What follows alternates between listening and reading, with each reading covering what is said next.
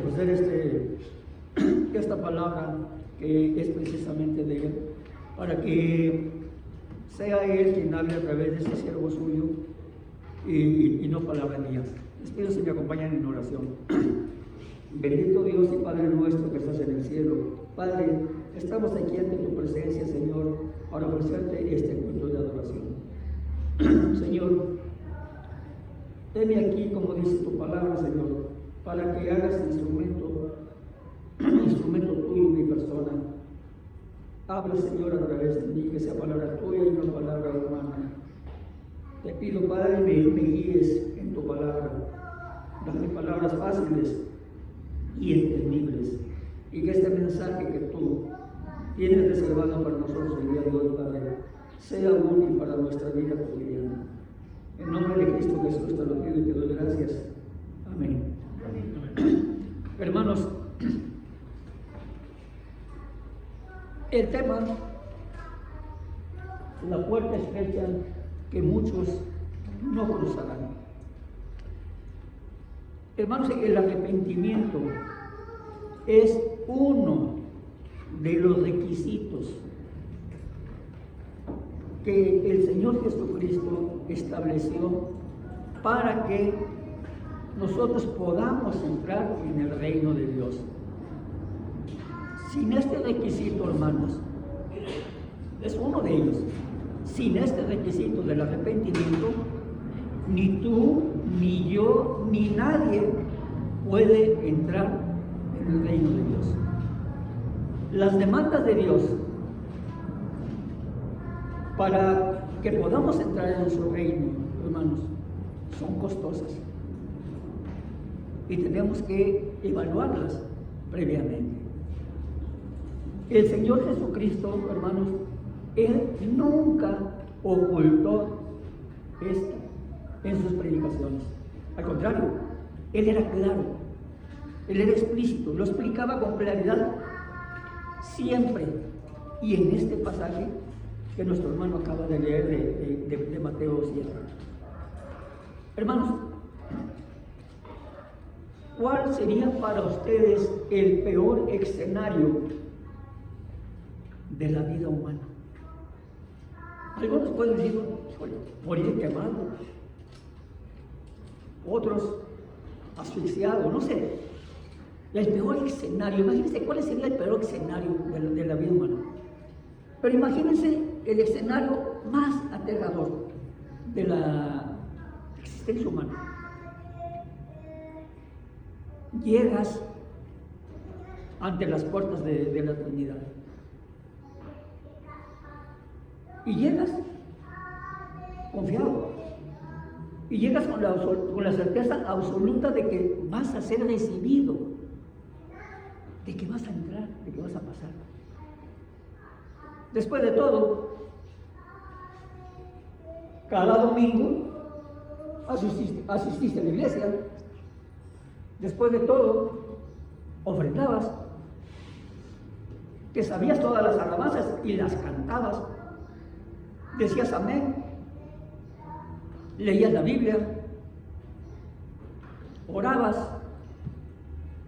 pero de repente, estando ahí, el juez del universo, tú llegas y te miran los ojos y entonces declara algo que te va a dejar congelada tu alma, porque te dice: nunca te conocí, apártate de mí. Sí, nosotros, hermano. Y esto lo digo porque muchas veces nosotros, la mayoría de todos nosotros venimos de diferentes creencias y traemos las costumbres, y traemos las tradiciones, y traemos las creencias. Todavía está ese resquicio ahí.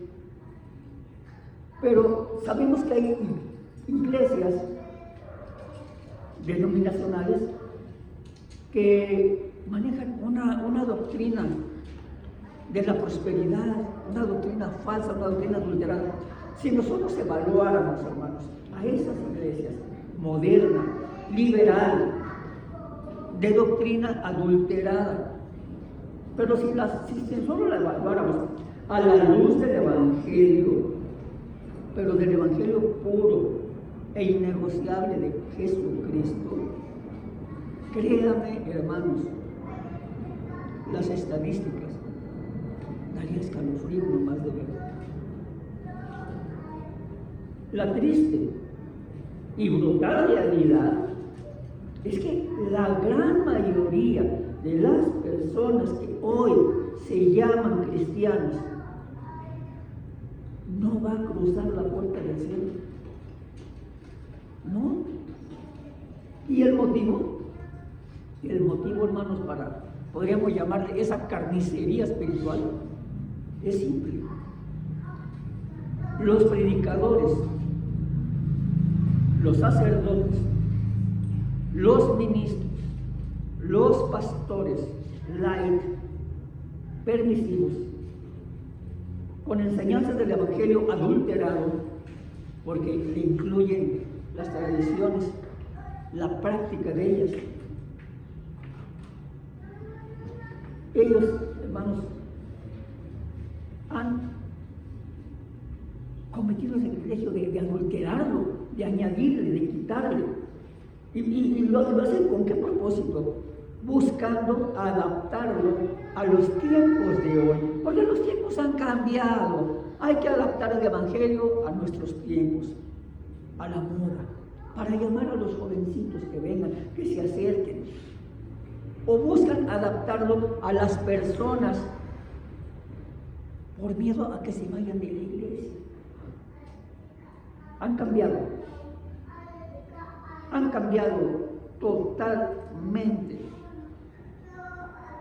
el camino del Calvario por una puerta giratoria de centro comercial, esas que te dan vueltas donde entras y sales y te das toda la vuelta así. Te venden una salvación cómoda,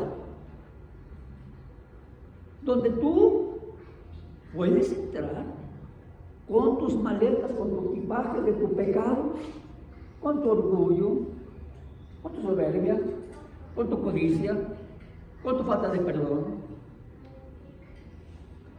Ellos crearon un becerro de oro. Crearon un evangelio, podríamos llamar fast food, que es comida rápida. Un evangelio así.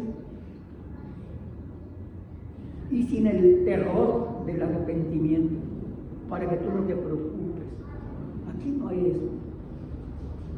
Hermanos, créanme que el mayor triunfo del diablo no es crear ateos declarados. Ese no es el mayor triunfo de él. El mayor triunfo del diablo, hermanos, es llenar las iglesias de personas que tienen la certeza de que son salvos.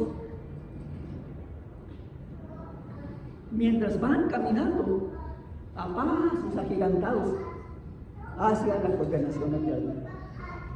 Ese es el triunfo de Dios. Entonces, en este tema, en este pasaje, vamos a desenterrar, hermanos, y aclarar lo que es la verdad de esa puerta estrecha que está revelada aquí en Mateo 7. Fíjense, hermanos, si tú, hermano o hermana, si tú estás cómodo con tu cristianismo de fachada, no hagas nada, no tienes que hacer nada. Convéncete de que tú estás en lo correcto. Y sigue poniendo en riesgo tu alma. Pero si tienes el valor de probar tu propia salvación y escapar de ese autoengaño, de la puerta ancha en la que vas caminando, entonces tú tienes que hacer algo al respecto. ¿Sabes por qué? Porque tu eternidad depende de cuál puerta tú vas a elegir. Tu eternidad depende de eso. ¿Cuál puerta vas a elegir?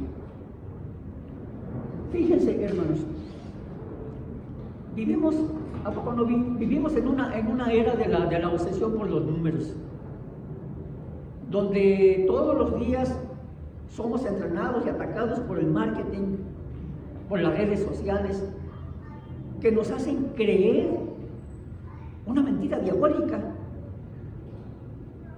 Y esa mentira diabólica, ¿saben en qué consiste, hermanos? En que si una iglesia tiene 300, 500, 600 miembros, tiene un estacionamiento grandísimo, tiene un edificio de lujo, tiene miles de visualizaciones en internet, entonces nosotros concluimos y creemos que el Espíritu Santo debe estar ahí en ese lugar.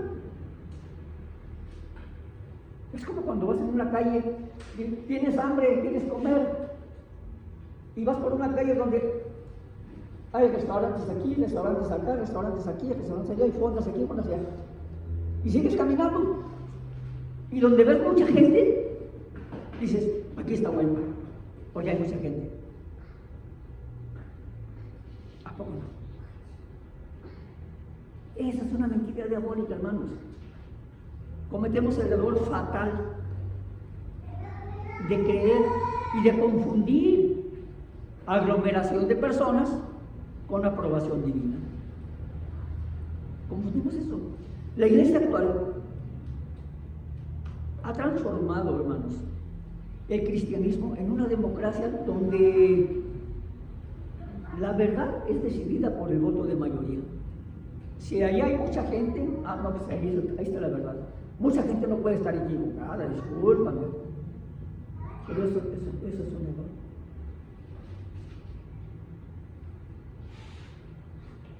La palabra de Dios, hermanos, no es negociable.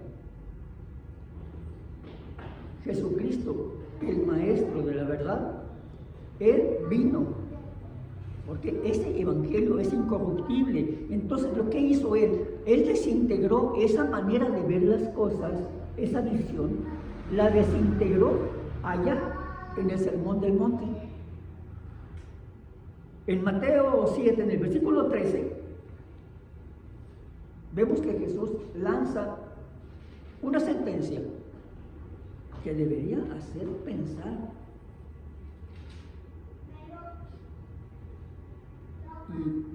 Y hermanos, debería hacer temblar, yo creo, a las iglesias que son permisivas, a las iglesias de evangelio adulterado. ¿Por qué? Porque miren lo que dice: entrar por la puerta estrecha,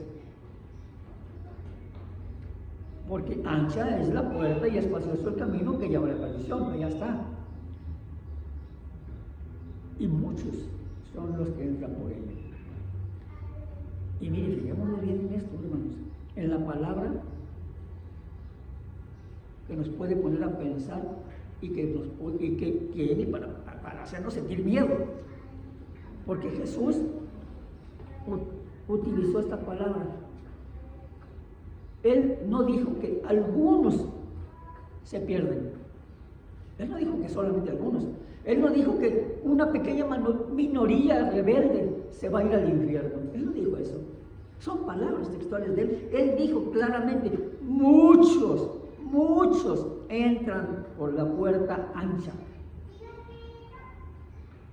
fuera y dentro de la iglesia.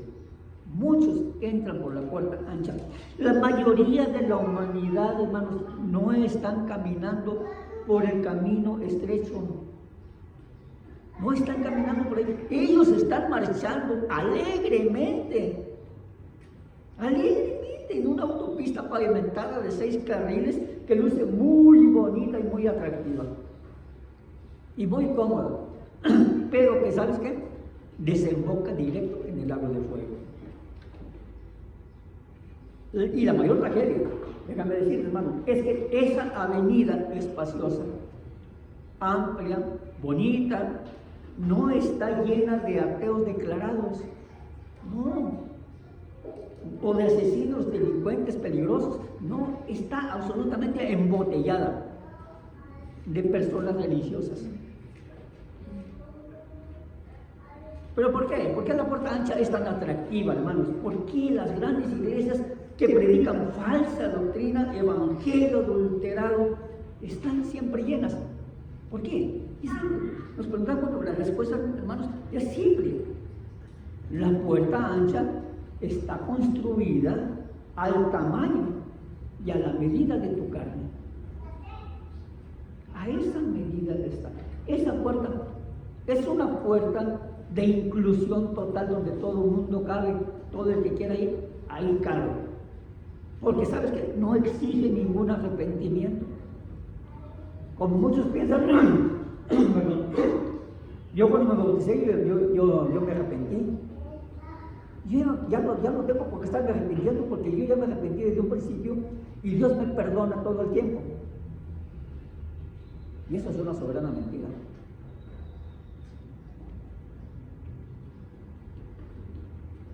Esa puerta está construida exactamente para eso. Y no te pide que te arrepientas. Se puede cruzar. Y con todo el equipaje que lleves de tus pecados, de tu hipocresía, de tu falsedad, de tu orgullo, de todo tu pecado favorito, vaya. Puedes cruzar con todo eso. Es el evangelio de venga como usted está, no se preocupe y continúe exactamente como usted está. No se preocupe. La verdadera gracia, hermanos, que la palabra de Dios nos ofrece es la gracia original. No es una copia, no es clon. La gracia original. No una gracia barata de plástico. Esa que te da una palmadita en la espalda que te dice, no te preocupes, hombre, Dios es amor. Dios te ama y Dios quiere verte feliz. No te preocupes. Las falsas iglesias solo funcionan, hermanos, como animadores. Funcionan como animadores, anestesiando la conciencia del pecador. ¿Sabes para qué? Garantizando que él no se sienta incómodo para nada. Que no se incomode en lo más mínimo mientras camina, mientras siga caminando directo al abismo. Hermanos, el camino al infierno, aún estando dentro de la iglesia, ese camino es cómodo, es popular. No cometas, hermano, el error fatal de creer que tu alma está segura solo porque caminas con un montón de gente, con una multitud. Al diablo, créeme, no le importa ni poquito si tú cantas alabanzas o vas llorando en el camino. A él no le importa, siempre y cuando tú sigas caminando en dirección al matadero. La carretera ancha, esa no exige que tomes tu cruz, no exige que te arrepientas, no exige un corazón atribulado, contrito. Eso no exige nada. Y nunca va a ofender tu orgullo, créeme. Nunca va a ofender tu orgullo. Eso es importante para el orgulloso. Ir hacia el infierno con la multitud de hermanos no va a disminuir en nada el calor de las llamas, créeme. Aunque vayas con una multitud, con muchísima gente. Solo va a probar una cosa: que amaste más la aprobación de los perdidos que del Dios Santo, que la verdad del Dios Santo. Las personas que están en la puerta ancha, hermanos, no saben, ellos no saben ellos que están yendo hacia la perdición.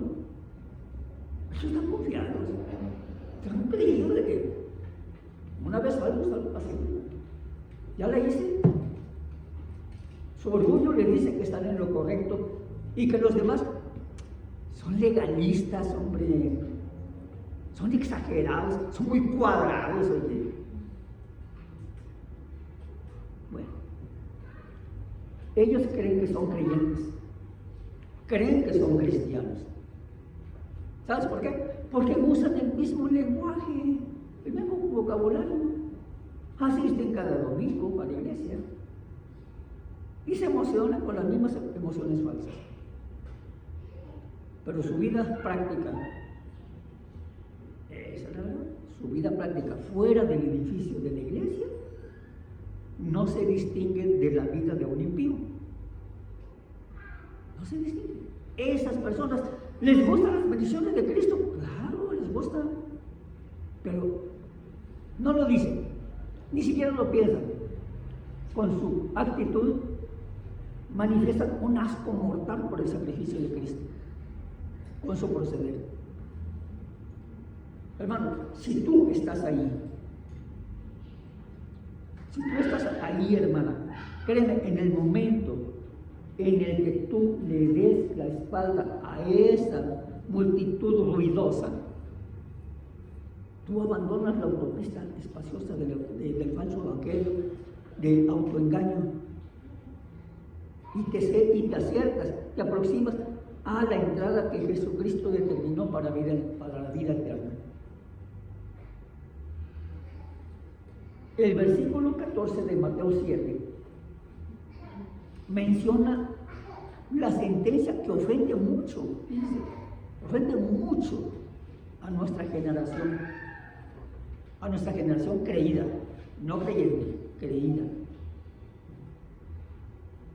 Fíjese lo que dice: porque estrecha es la puerta, y angosto el camino que lleva a la vida, y pocos son los que la hallan. Muy pocos. Hermanos, la puerta no es estrecha porque Dios sea un tirano mezquino que Él quiere dificultar el acceso al cielo. No, la puerta es milimétricamente estrecha, hermano. Milimétricamente estrecha para el paso de un pecador miserable y arrepentido. Nada más. Pero es absolutamente imposible ser cruzada por un hombre o una mujer que estén aferrados a su pecado. No pasa, no puede pasar. Aferrados a sus ídolos, a su pecado. Hermanos, fíjese que cuando el joven rico se acercó a Jesús allá en el Evangelio de Marcos, es un rico, él quería la vida eterna, él quería la moralidad, la religión y también tenía el respeto de la sociedad. Pero cuando llegó a la puerta estrecha, ¿qué crees? Se dio cuenta de que necesitaba soltar las maletas de su amor por el dinero, porque de otra manera no iba a poder pasar. La Biblia dice que se retiró triste, allá en Marcos 10, 17 al 22. Halló el precio demasiado alto, demasiado caro. Prefirió el infierno con los bolsillos llenos y conservando su pecado, que ir al cielo con las manos vacías. El falso convertido llega ante la puerta de la salvación, hermanos, e intenta pasar de ladito por la puerta estrecha. Intenta pasar de lado, intenta aplastar, exprimir, apachurrar su pecado para poder pasar junto con él. ¿Quiere a Jesús como Salvador? Si lo quiere como Salvador, pero ¿sabes para qué? Para no quemarse en el lago de fuego, para no quemarse en el infierno. Por eso quiere a Jesús. Pero se niega a abandonar la inmoralidad, se niega a abandonar la arrogancia y la injusticia en contra de los suyos. él descubre con temor que los marcos de la puerta, de esa puerta estrecha, no ceden ni un milímetro siquiera. La salvación, hermanos, no se adapta a su ego, ni a su hipocresía, ni a su falsedad, ni a su pecado. Es su ego y su hipocresía, su falsedad y su pecado que necesitan ser violentamente amputados para que pueda caber él en la salvación. De otra manera no es posible. No intentes regatear con el Todopoderoso. Mira, tú puedes estar dispuesto a aceptar a Cristo. Sí, puedes estar dispuesto, siempre y cuando Él te permita, ¿verdad?, mantener tus pecados más estimados. Pero no es así. La puerta del cielo es tan estrecha, que, hermanos, que no permite la entrada de una persona y de su orgullo y de su hipocresía, ¿sí?, al mismo tiempo. No se puede, no cabe, no entra, necesita ser vaciado de su propia justicia y llenarse con la justicia de Dios. Hermano, la puerta es la justificación. Esa puerta es la justificación. Es el momento milagroso y único en que el Espíritu Santo resucita tu alma muerta. Entonces te declara justo por la sangre de Cristo. Pero, hermanos, ¿qué crees? El camino que se abre justo después de esa puerta es la santificación. Y ese camino no es una autopista ni un camino asfaltado. Es una senda rocosa, empinada, escabrosa. No es sencilla, es angustiante.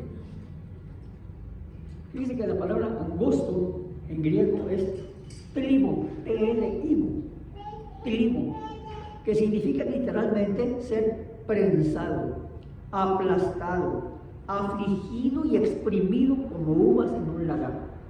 ¿Han visto cómo hacían los jugo antes? Pisándolo, así, aplastando totalmente las uvas. Así es. Exactamente así es. El falso convertido entra en pánico cuando descubre esa realidad, que va a tener que ser aplastado y exprimido. Él logra fingir una conversión emocional, sí, pero en la adoración, llorando porque le conmueve mucho la tonada de una alabanza. Pero cuando llega el lunes, y la realidad del camino angosto lo aplasta, entonces, ¿qué crees? Entra en colapso.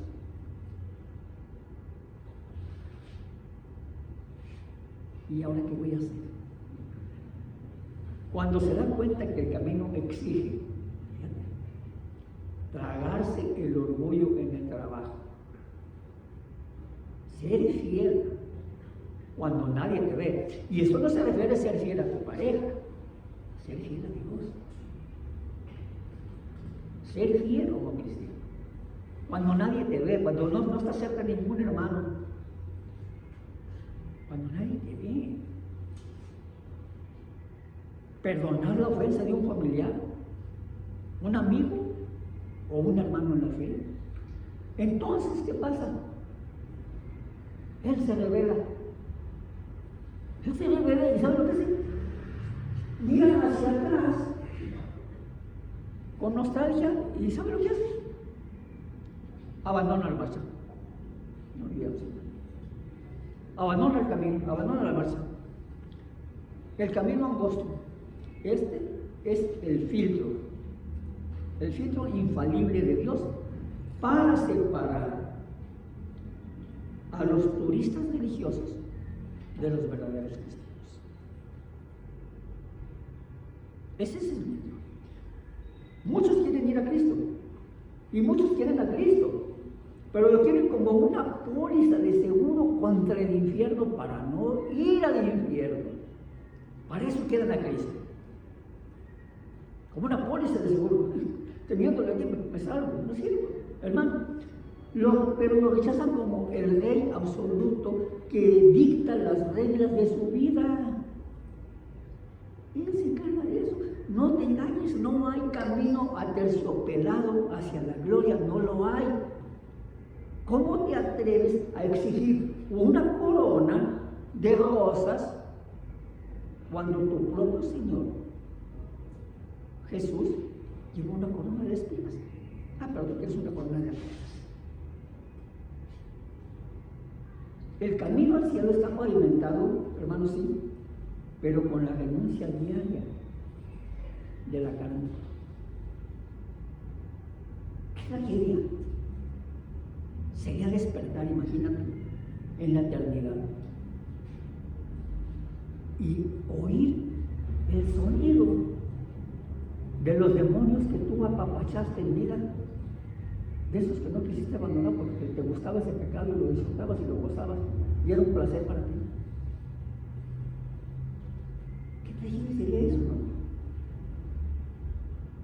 Si tu seguridad eterna está basada en tu utilidad dentro de la iglesia y no en la intimidad en tu cuarto de oración, en una relación con Dios,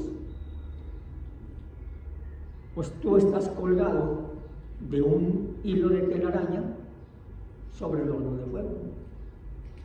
Tarde que temprano se va a juntar. Tarde que temprano vas a caer.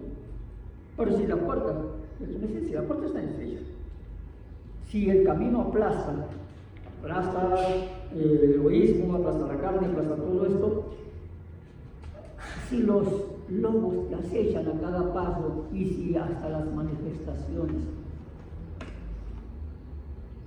poderosas de Dios para ti no sirven como garantía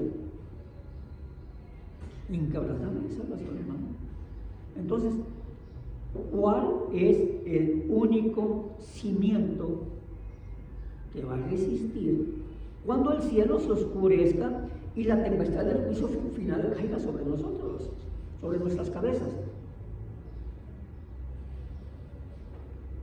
En los versículos 24 al 27 del mismo Evangelio de Mateo, ahí en el capítulo 7, pero en los versículos 24 al 27, Jesús cuenta la parábola definitiva de los dos constructores. El fundamento, la base de todo lo que tú crees, hermano, va a ser violentamente puesto a prueba. No por una leve lloviznita de otoño, sino por un huracán. Miren, hermanos, al leer esta parábola, pongamos nosotros mucha atención en estos detalles, en la semejanza aterradora entre los dos hombres que menciona la parábola.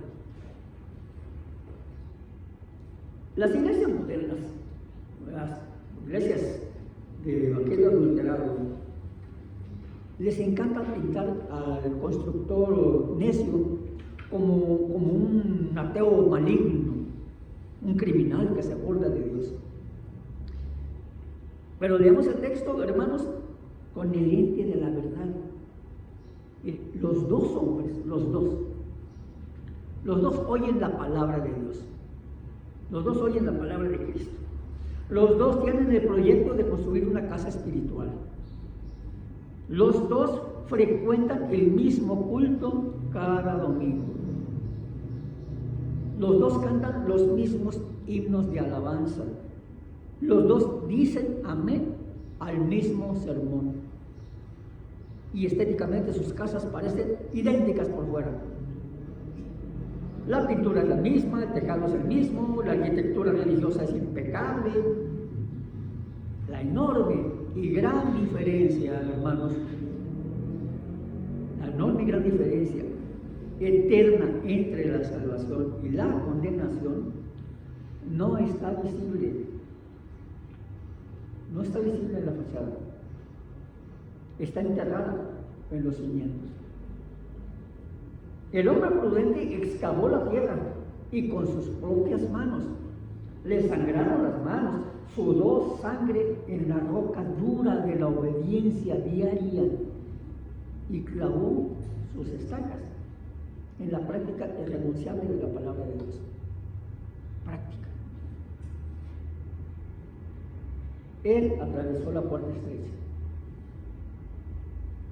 Él pagó el costo del discipulado. Pero el hombre insensato, seducido por el atajo de la gracia barata, ¿qué se hizo? Tuvo pereza de cavar.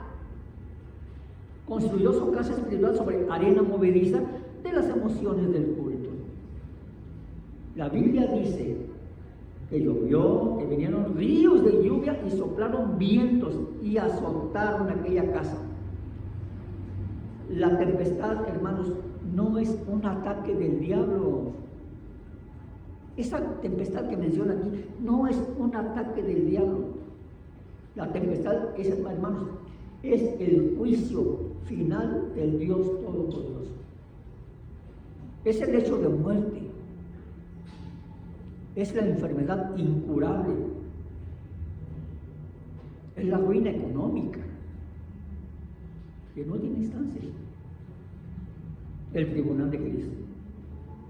Hermanos, el falso cristianismo es como un techo de cartón que se derrite bajo la primera gota de la ira de Dios.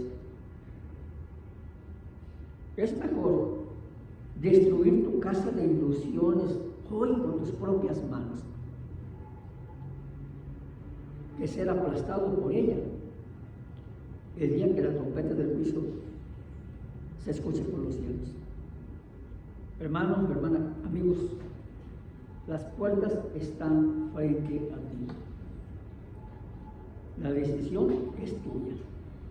Antes de que sea tarde, tu eternidad depende de cuál puerta vas a elegir. ¿Eres cristiano? ¿Crees en Jesús? Dice Juan 14. Decía Jesús, creed en Dios, creed también en mí. Si crees en Jesucristo, ¿por qué menosprecias sus palabras? Que Dios les bendiga, mis hermanos.